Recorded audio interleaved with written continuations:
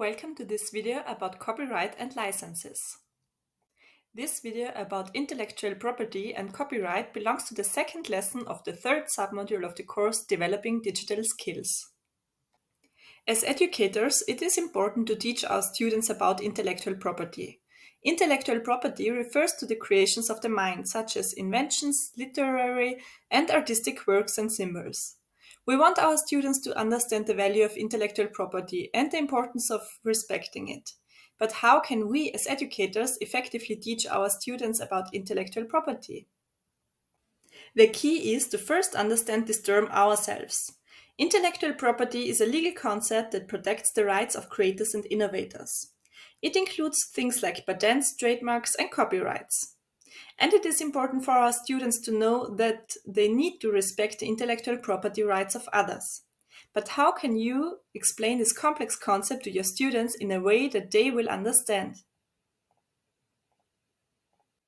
One way is to use examples that they can relate to.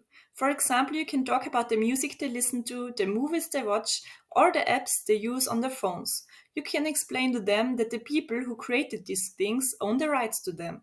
So when they download a song or a movie without paying for it, they are actually stealing from the person who created it.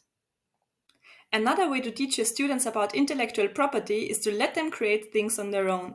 You can encourage them to write a story, to draw a picture, or to come up with an invention. You can ask your students, "Do you see how great this is? You worked hard on it and you should be proud of it. And you know what? You own the rights to this." After that, ask your students how they would feel if another person would take their story or picture and publish it without mentioning their name. Ask them if they would not feel better if this other person would mention the name. Explain to your students also that usually people have different rights to use the intellectual property of others. There are different regulations regarding using someone else's property.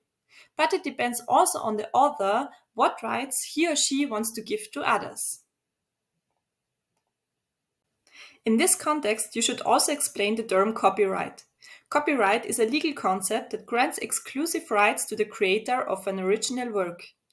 These rights include the right to reproduce, to distribute, and display one's work.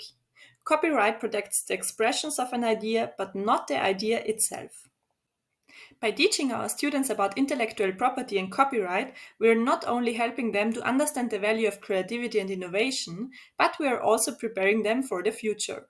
So let's take the time to teach our students about intellectual property and help them to become responsible and respectful members of the creative community.